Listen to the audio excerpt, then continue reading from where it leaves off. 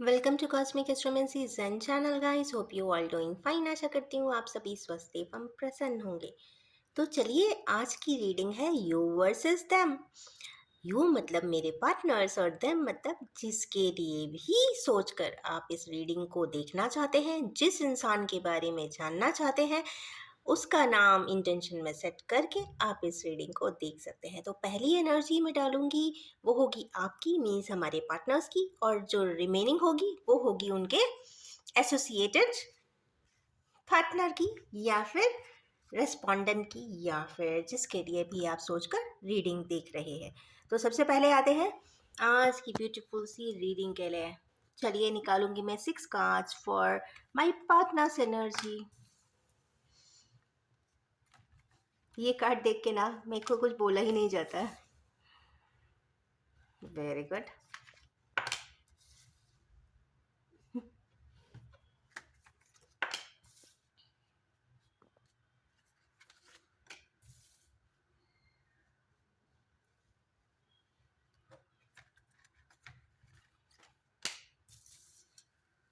Okay, चलो, दो ही card ऐसे हैं, रिमेनिंग कार्ड्स अच्छे हैं। फर्स्ट कार्ड है यहाँ पे 3 ऑफ सोर्ड्स का। तो हमारे किन्हीं व्यूअर्स का दिल तो बहुत बुरी तरीके से टूटा है। जनरली ये डिसीट की एनर्जीज होती है, धोखे की एनर्जीज होती है, या किसी प्रकार के मेजर डिसअपॉइंटमेंट की होती है। मतलब जिस भी पर्सन को से आप एक्सपेक्ट करते हो वो उसके ठीक विपरीत करता है। जो भी है वो आप ही के सिनेरियो में है। चूंकि करंट स्टेटस ऑफ 7 डेज निकाल रहे हैं, तो एग्जिस्टिंग सिनेरियोज जिसके साथ भी आप हैं, जो भी आपके सराउंडिंग में है, तो कहीं ना कहीं या उनसे रिलेटेड कोई आपको ऐसी तकलीफ देह इंफॉर्मेशन हुई है, या घटना का पता चला है, या कोई चीज़ अनमास्क भी हो सकती है। आपको पता चला होगा कि ऐसा ऐसा हुआ है। कुछ हिडन चीज़ें भी आपको पता चली होंगी जो आपको फ्रस्ट्रेट भी कर रही हैं, डिसअपॉइंट भी कर रही हैं, और ब्रोकन भी फील करा रही हैं। 3 की एनर्जी है तो मेजर सोर्स दिख रहे हैं। और चूंकि उसके जस्ट बाद यहाँ पे 5 ऑफ वैंड्स है, ये जनरली एक फैमिलियल कन्फ्लिक्ट का कार्ड है। तो ये तो कंफर्म है कि 3-4 मेंबर्स के साथ हमारे व्यूअर्स की कुछ फाइटिंग जैसी भी दिखाई देती है। तो हो सकता है जो चीज़ अनमास्क हुई हो sorry, I am so sorry. तो ये जो है ब्रोकन या अनमास्ड चीज़ या हिडन ऐसी कोई चीज़ उभर के दिख जाना, तो कुछ ना कुछ ऐसा पुराने समय पे हुआ होगा, या किसी ने कोट किया होगा कि अ, सामने वाला गलत है, सामने वाला गलत है, सामने वाला गलत है, बट इन रियल सेंस आपको पता चला होगा कि ये नहीं, ये ही गलत है। इस तरीके की कोई चीज़, क्योंकि वहाँ कन्फ्रंटेशन भी हो रहा है कि पहले तो ऐसा कहा था पर ऐसा क्यों नहीं है। ये हो सकता है फिनेंस, क्योंकि जस्ट थर्ड वर्ड आया है फिनेंस। हो सकता है हमारे व्यूअर्स ने अपने उसी पार्टनर के कहने पे, या जिसके साथ वो टाई अप कर रखे हैं, असाइनमेंट किया हुआ है, उसने उसके कहने पे कहीं पैसा भी लगाया हो सकता है, या फिर किसी को मिसट्रीट भी किया हुआ हो सकता है। वो दोनों ही बातें बिल्कुल पलट के, उलट के, अनमास्क होके सीक्रेटिवली, या उनके हिडन सीक्रेट सामने आ गए होंगे। कुछ इस प्रकार की एनर्जीज है, पर ट्रबलिंग है, ये तो कंफर्म है। अभी मैं इन दोनों ही कार्ड्स को इंटरप्रेट कर रही थी, तो कहीं ना कहीं मेरे थ्रोट चक्रा में भी इरिटेशन हुआ। सेकेंड टाइम जब मैंने रिकॉन्टिन्यू किया, तो मेरे घर की डोरबेल बज गई। इसका मतलब है कि शायद रीडिंग में अभी कुछ और बोलूँगी, वो कोई एनर्जी स्टॉपर तो डालना चाहती है कि हिडन जो है वो हिडन ही रहने दो, नहीं पता चलने दो। बट मैं चाहती हूँ कि मेरे व्यूअर्स को रियलिटी पता चले। अगर ऐसा कुछ स्थिति है तो ज़रूर अपने आसपास के सिनेरियो को चेक एंड डबल चेक ज़रूर करें। ओके, उसके बाद है एस ऑफ पेंटिकल्स। तो एस ऑफ पेंटिकल्स कहीं ना कहीं मनी मनी रिलेटेड भी कोई इश्यूज हो सकते हैं। या तो कहीं गलत जगह पे इन्वेस्टमेंट हुआ है, या ओवर इन्वेस्टमेंट कर दिया है, या ओवर एक्सपेंडिचर कर दिया है। कुछ फिनेंस रिलेटेड हो सकता है, या ओवर एक्सपेंस होने वाला है, या इतना कहीं देना हो किसी पार्टनर को, अचानक से डिमांड आ गई है कि मुझे इतना पैसा चाहिए, कुछ मनी रिलेटेड दिख रहा है मुझे, may be professionally. Next card आया है क्वीन ऑफ सोर्ड्स का। ये कार्ड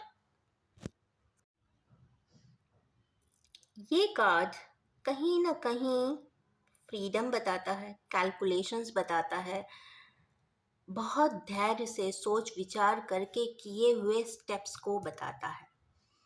कहीं ना कहीं हमारे किनेवियर्स बहुत सोच विचार में है, बहुत आसानी से नहीं मानते हैं। इनके अपने हिसाब के एक प्रोटोकॉल्स होते हैं, उस प्रोटोकॉल को कवर अप करने के बाद, कहते हैं ना, चेक लिस्ट को एक्सेप्ट करने के बाद ही आप अगले स्टेप तक जा सकते हैं।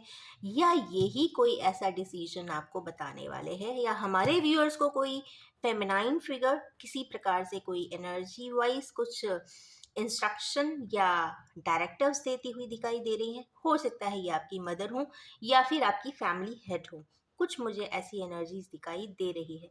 इस बार शायद उन्होंने बहुत सोच विचार करके सारी चीज़ों को बैलेंस करने के लिए, क्योंकि इधर भी पैसा है इधर भी पैसा है, कहीं ना कहीं शायद कुछ अमाउंट देना है, शायद अभी तक दिया नहीं होगा क्योंकि यहाँ भी बहुत पेंटिकल्स है, शायद कहीं पैसा देने की बात हो रही है, या परमिशन नहीं दे रही होंगी कि नहीं नहीं यहाँ पे इतना इन्वेस्टमेंट मत करो। अब वो शायद वहाँ पे खुद ही ओके कर रही हैं कि हाँ बहुत सोच विचार किया है, ऐसा लगता है, क्योंकि यहाँ सोर्ड है। अब ये सोर्ड जब भी आता है तो डिफेंस भी बताता है। कई बार जब भी कोई भी सोर्ड उठाता था पहले के ज़माने में तो अपने डिफेंस के लिए उठाता था या फिर वॉर के लिए उठाता था। यहाँ वॉर लाइक स्थिति तो नहीं दिख रही है, पर डिफेंस के लिए ज़रूर उठाया जा रहा है। इसका मतलब है कि कहीं ना कहीं वो चाहते हैं कि हाँ ठीक है इन्वेस्टमेंट कर दो, तो चलो खुश हो जाइए, आपको तो परमिशन मिल गया हमारे व्यूअर्स को। नेक्स्ट कार्ड है यहाँ पे कंप्लीशन का। या ये भी हो सकता है किसी प्रकार से नए सिरे से कोई चीज़ को कंप्लीट करने के लिए वो पैसा इन्वेस्टमेंट कर देना चाहती है कि चलो ठीक है पैसा जाता है तो जाए पर सुख शांति बनी रहे, ये भी एक ऑब्जेक्टिव हो सकता है। ऐसा कोई विचार इनके मन में या तो आया है या फिर ये अगले 7 डेज के अंदर ऐसा कुछ कहती हुई दिखाई देंगी ज़रूर। उसके बाद पार्टी है गाइस, खुश हो जाइए, सक्सेस पार्टी है। किसी प्रकार से उनको उनके घर में सुख शांति समृद्धि ज़रूर आएगी। अबंडेंस का कार्ड है, ये कंफर्म है। किसी प्रकार से कुछ चीज़ें, कुछ प्रॉब्लम्स हमारे व्यूअर्स की तो क्लियर अप होने वाली है। चलिए, ये तो हो गया हमारे पार्टनर्स के एनर्जीज। अब आपने जिसके बारे में जानने के लिए ये रीडिंग्स तक आए हैं उसकी एनर्जीज यहाँ पर मैं डिस्प्ले करने वाली हूँ और इंटरप्रेट भी करूँगी। पर ये ज़रूर है कि आप उसको ही एक्सेप्ट करिएगा जो आपसे कोऑर्डिनेटेड लगता हो, आपसे रेजोनेट करे, ये बहुत ज़रूरी है। और अपने आप को कहीं भी किसी भी एनर्जी में ऐसे ही फिट इन ना करिएगा, क्योंकि भाई ये general collective timeless and gender free reading है, कहीं ना कहीं रेजोनेट कर भी सकती है और हो सकता है रेजोनेट ना भी करे। तो यू वर्सेस देम की पूरी एनर्जीज आ चुकी हैं। ग्रेट।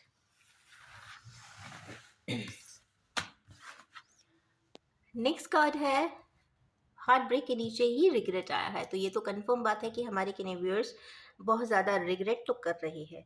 रिग्रेट किस चीज़ का कर रहे हैं? रिग्रेट इंसान, पछतावा एक ऐसा वर्ड है जब आप सही समय पे एफर्ट्स नहीं लगाते हो, अपने जानते बूझते भी, कहते हैं ना, आप किसी को ऐसे ही ब्लाइंडली फॉलो करते रहते हो, तो कहते हैं ना ऑटोमेटेड सिस्टम डायरेक्शन आते हैं। सपोज कई बार आप गूगल मैप भी यूज़ करते हो ना, तो गूगल मैप भी ऐसी जगह जाके फंसाता है ना, और जो लोग भी कहीं ना कहीं कॉम्पस में अटके होंगे तो वो जानते हैं कि उसी प्रकार अगर आप ब्लाइंडली किसी को फॉलो करते हो, मैपिंग करते हो, तो ऐसी ही स्थिति में स्टक होते हैं, क्योंकि आप अपनी भावनाओं की कद्र नहीं करते, आप स्वयं की अंतरात्मा की कद्र नहीं करते, एफर्ट्स नहीं लगाते। तो काश ही काश जिंदगी में आ ही जाता है। एक इंसान चाहे कितना भी कमाए या बिल्कुल भी ना कमा पाए, बट अगर उस इंसान ने 100% अपने एफर्ट्स लगाए हैं ना, तो कभी दुखी तो नहीं होता कि काश मैंने ऐसा किया होता। पर आज इस व्यक्ति की ज़िंदगी में काश शब्द ज़रूर है, मुझे ऐसा दिखाई दे रहा है, क्योंकि 3 ऑफ सोर्ड्स के नीचे रिग्रेट आ जाना छोटी मोटी बात नहीं है। बहुत ज़्यादा दुखी है, पेन में है, एंग्विश में है, और कहीं ना कहीं फैमिली कॉन्फ्लिक्ट, फैमिली फाइट्स यहाँ पे दिखाई दे रही है। डिसीजन मोड में तो हैं, डिसीजन शायद इन्होंने कुछ ले चुके हैं अंदर से, अंतरात्मा के द्वारा। बैरन लैंड दिख रहा है, क्योंकि फाइट ही फाइट है, फाइट ही फाइट है, और ये फाइट नेवर एंडिंग है। क्योंकि आज इस वजह से कर रहे हैं, कल दूसरे वजह से फाइट करेंगे। कहने का तात्पर्य यह है कि जिसकी हैबिट में फाइटिंग हो, वो फाइटिंग कभी जाती नहीं है। तो कभी ऑब्जेक्टिव ए हो जाएगा, तो फिर कल फाइटिंग के लिए ऑब्जेक्टिव बी आ जाएगा, फिर सी आ जाएगा। तो मतलब अल्फ़ाबेट्स बहुत सारे हैं।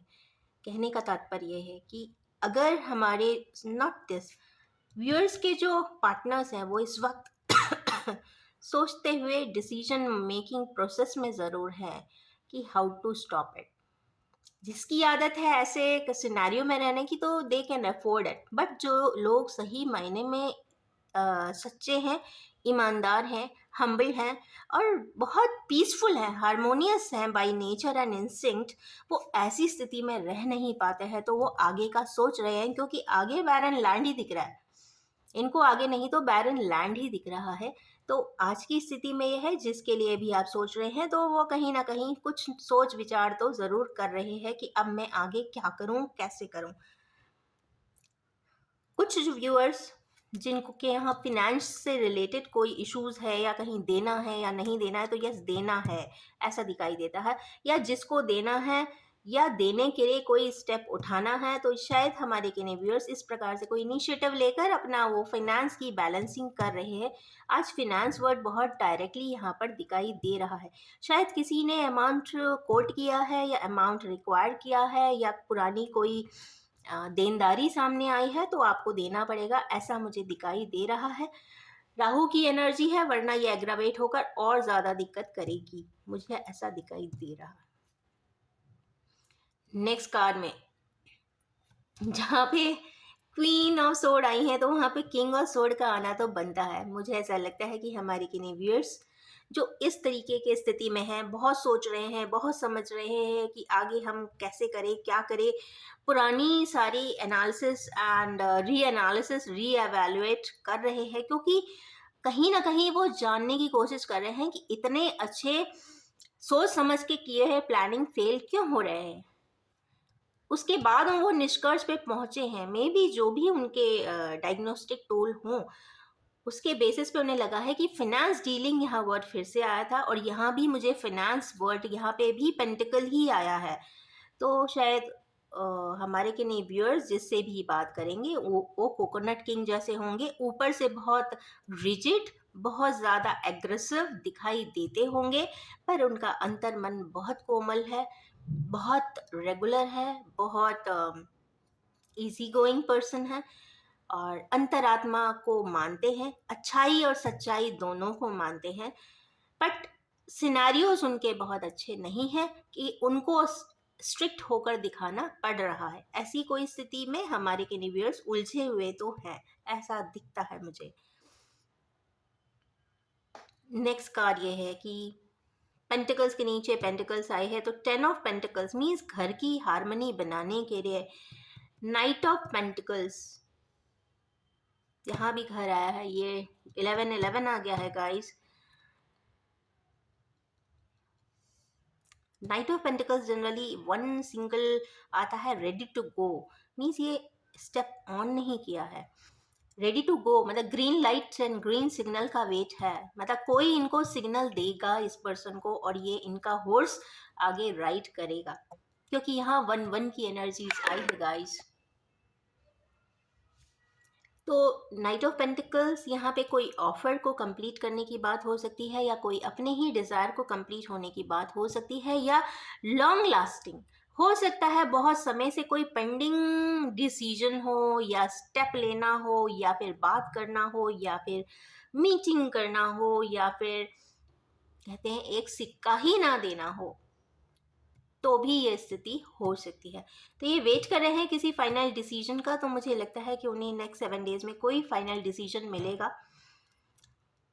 पता नहीं क्यों आज की जो सॉरी एनर्जी जो रेजोनेट हो रही है, 3 ऑफ सोर्ड से यहाँ पर 1 1 की एनर्जी आई है, कहीं ना कहीं 4 की एनर्जी है, 3 4 5, 3 5 एंड 10 की एनर्जीज है। मतलब 1 3 एंड 5 की एनर्जी, 3 4 एंड 5 की एनर्जीज है। तो changes on the card and 1 1 1 1 हमेशा ट्विन फ्लेम की जर्नी बताता है गाइस। तो ये डबल एंड ट्रिपल कंफर्मेशन है कि हमारे व्यूअर्स दुनिया में कहीं भी हो, कैसे भी हो, चेक कर लीजिए क्या आपकी लाइफ ट्विन फ्लेम की तो नहीं है। गूगल इट आउट, अगर है तो शायद आपकी डिवाइन टाइमिंग पास है। मैं बार बार ये चीज़ रिपीट कर रही हूँ क्योंकि येलो कलर डायनामिज्म में आया है और जिस तरीके की सिनारियोस इसमें दिखाई दे रहे हैं कि broken heart, regret, decision making process, delay in that, financial transactions, family conflict, जो फैमिली मेंबर हेड हैं उनकी भी इस वक्त कोई decision making spirit feast along with 1 1 का आ जाने का मतलब है कि शायद ये डिवाइन टाइमिंग के आसपास की बात के सिनारियोज इस तरीके के होते हैं। तो खुश हो जाएं हमारे व्यूअर्स की ट्विन फ्लेम्स की कोई ना कोई रीयूनाइट होने की मीटिंग, या फिर किसी भी प्रकार से अपने मतभेद को क्लियर करने के लिए मीटिंग, या एक ब्लिसफुलनेस के लिए मीटिंग, या अपने गिले शिकवे मिटा देने के लिए मीटिंग, या फिर अपनी एनर्जीज को बैलेंस कर लेने के लिए मीटिंग। क्योंकि इसमें दोनों ही पार्ट्स एक्सट्रीम सफरिंग्स में रहते हैं। कुछ लोग बोल देते हैं, कुछ लोग बिल्कुल नहीं बोलते हैं, कुछ बिल्कुल शांत हो जाते हैं, कुछ लोग एज यूजुअल चैटर बॉक्स बन जाते हैं। कहने की मतलब ये है कि वो अपने आप को गुमा लेते हैं किसी भी जिंदगी के प्रोसेस में, क्योंकि तकलीफ इतनी होती है कि उसको भुलाने के लिए वो कोई भी स्टेप उठाते हैं जिससे कि वो अपने आप को, अपनी आत्मा को शांत करने के लिए, बिजी कर देने के लिए, कि इतना बिजी अपने आप को कर लो कि जब रात में सो तो एकदम से नींद आ जाए और दोबारा से दूसरा दिन निकल आए। कहने की बात यह है कि एक्सट्रीम सफरिंग को एंड करने के लिए यहाँ पे मुझे सॉरी कुछ एनर्जीज दिखाई दे रहे हैं।